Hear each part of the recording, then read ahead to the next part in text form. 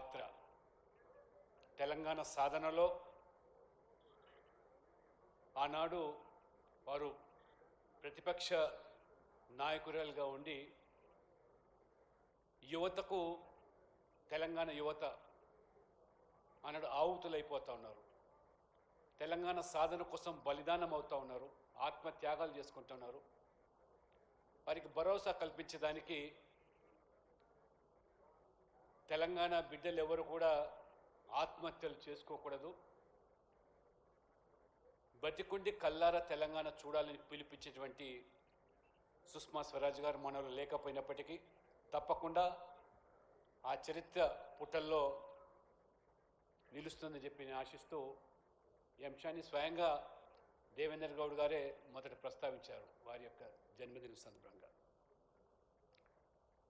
తెలంగాణ యొక్క సంస్కృతి సాంప్రదాయాలు, ఒక చైతన్యవంతమైనటువంటి సమాజము, ఇవన్నీ కూడా దేవేందర్ గౌడ్ గారు తనకున్నటువంటి అనుభవం ద్వారా అందులో వారు ప్రస్తావించినట్టుగా నేను భావిస్తూ ఉన్నాను.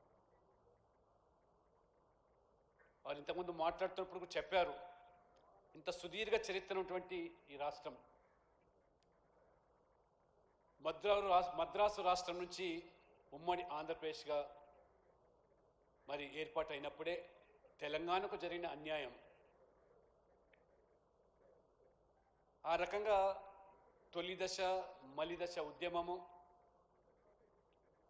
తెలంగాణ అనేక మంది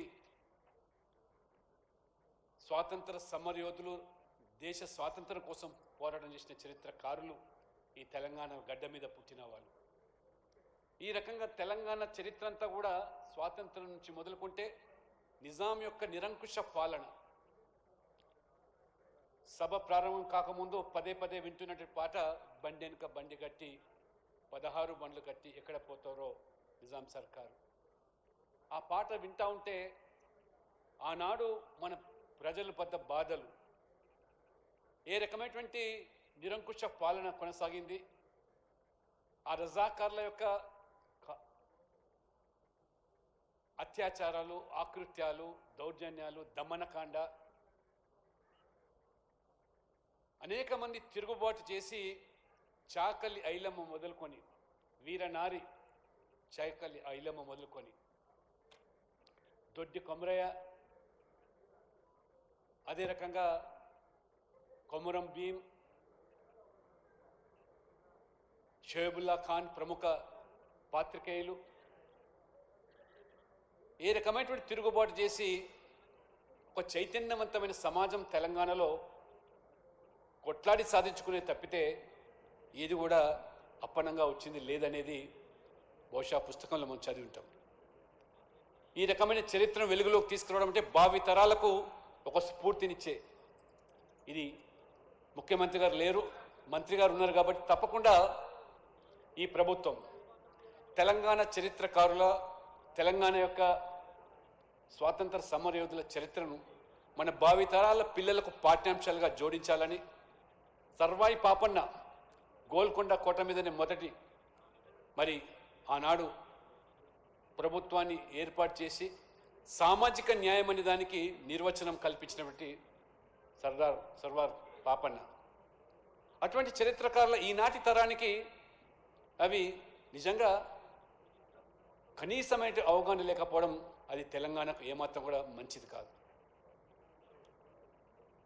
తెలంగాణ జాతి చాలామంది కూడా పేదరికంలో మగ్గొచ్చు, పేదవాళ్ళుగా ఉండొచ్చు, కానీ ఆత్మ గౌరవాన్ని చంపుకునే జాతి తెలంగాణ జాతి కాదని నిరూపించిన చరిత్ర ఈ తెలంగాణ.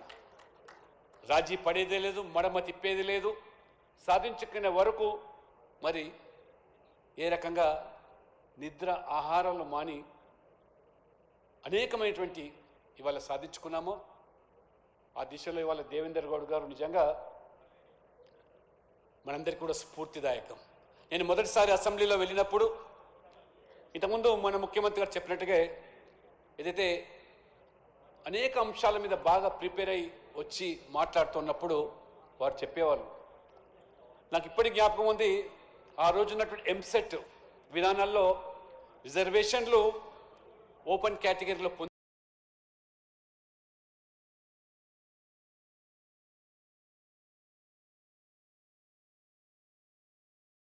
కరెక్ట్గా మీరు దీన్ని గమనించారు.